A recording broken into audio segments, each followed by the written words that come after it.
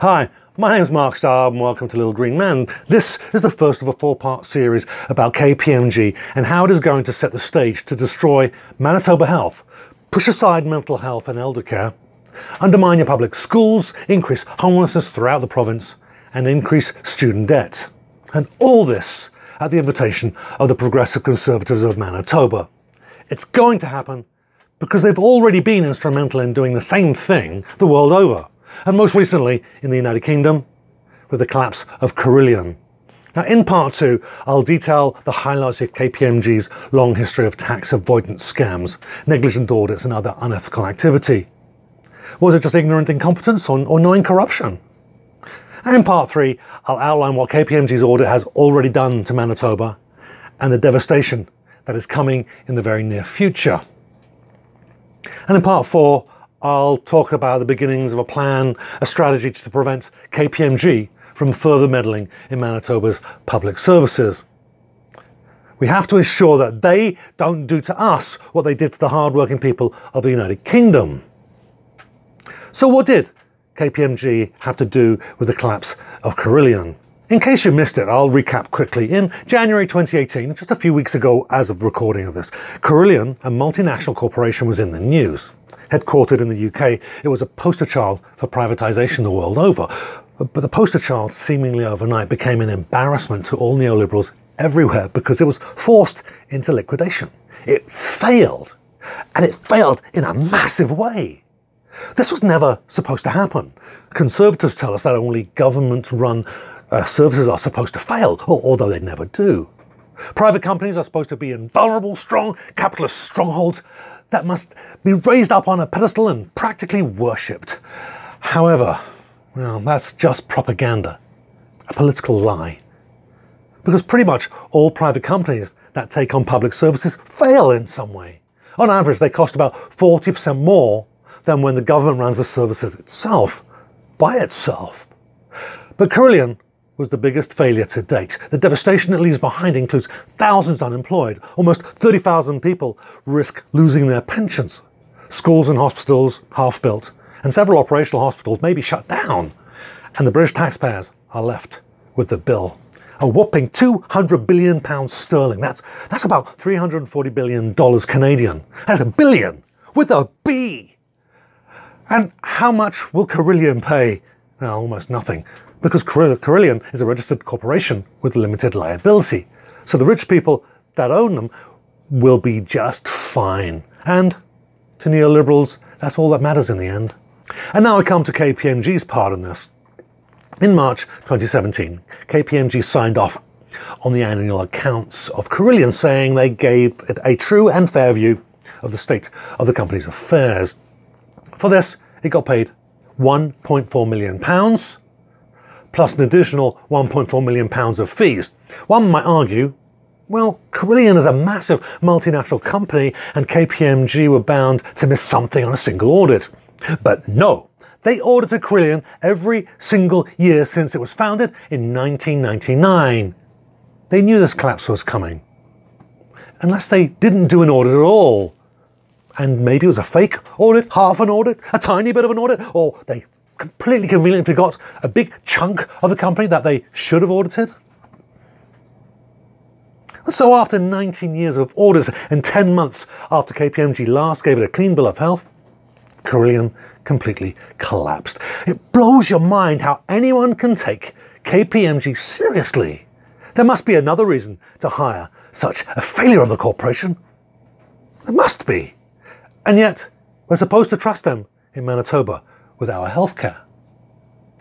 Now back to Brian Pallister. Does anyone believe that he did not know about the history of KPMG? Its illegal activities and dodgy audits? If he didn't ensure that this company was properly vetted, it was gross incompetence on his part. But I suspect that he selected KPMG for at least one reason. And it wasn't because he wanted a fair and transparent audit. As far as I was able to find out, the only thing KPMG does is to produce reports that magically support what their clients want to see. Never the other way around. I mean, they've never. So what are the odds of that? And for that reason alone, you know that what the results are going to be. They'll be exactly 100% what Brian Pallister wants to see. That's why he paid for them $750,000 to do this. Maybe you think I'm jumping the gun. KPMG would never do that, surely. In 2016, it came to light that while working for South African Revenue Services, SARS, S-A-R-S, KPMG actually allowed the government's agencies, legal firm, to write the conclusions to what was meant to be an independent report. This is still being actively investigated in South Africa right now. This was before Brian Pallister hired KPMG. There is no doubt that Brian Pallister is going to get what we have paid for, an expensive ideological excuse of a report to put our healthcare in the hands of corporations and the rich people that own them. So we either get overcharged and can't afford them, or to break the public service so they can be totally privatized.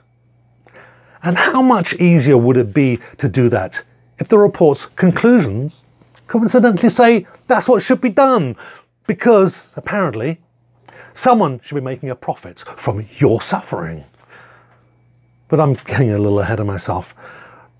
Pallister has already acted on the preliminary findings of this report, so almost a full year before the conclusions were in. Now that for me is highly suspicious, really. Wouldn't a rational person want all the results before acting on it? How do you know what needs to be done and in what order? Particularly if later findings negate the need for that change. Well, the people of Manitoba wanted to see the results. Brian Pallister initially said that the full report would be made public.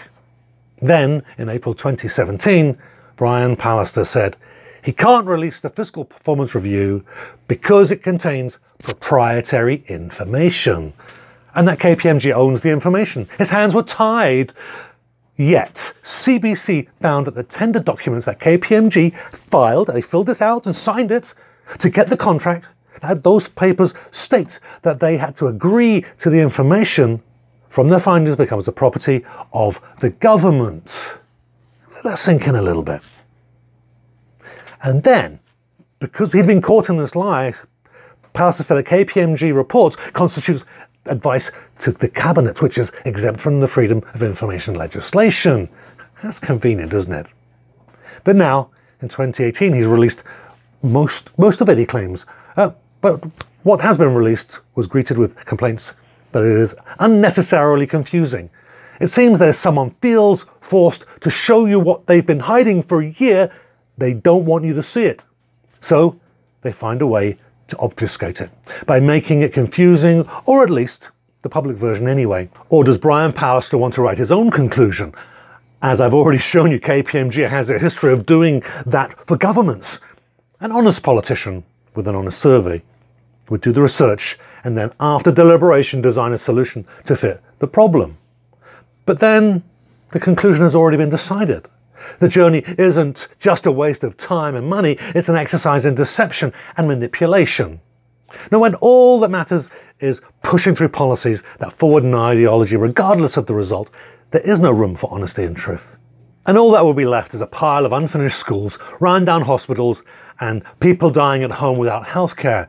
It may seem like an exaggeration, but the process is well and truly underway. Pallister's progressive conservatives, like all neoliberals, say debt is bad, and they plan to use that as an excuse to starve healthcare and public services. They'll privatise your healthcare. They'll mix private money with public money at first. Then they'll find a way to privatise the whole thing. You will not be considered at all. Or let me restate that in plain English, or honest language. Because a spreadsheet shows some numbers in red, in the negative, you must give up your healthcare and anything else you rely on that your taxes pay for. Your lives and your families and your neighbours' lives are worth less than that spreadsheet. Conservatives say there's a problem, and the only way to fix it is to bring in a disinterested third party, KPMG, who, we have seen, is far from disinterested, who is far from honest, who has proven to care nothing about laws and the people it may hurt and will hurt. So I'll go into details of KPMG's history in part 2. So Pallister is going to use KPMG to fix the system. Yes, he will. But only in the same way that a gangster might fix a horse race. Little Green Man. This is the back door to the Manitoba legislature. Now, if you hit the subscribe button now, hit the notification bell, then you won't be surprised when they try to stick something up your back door.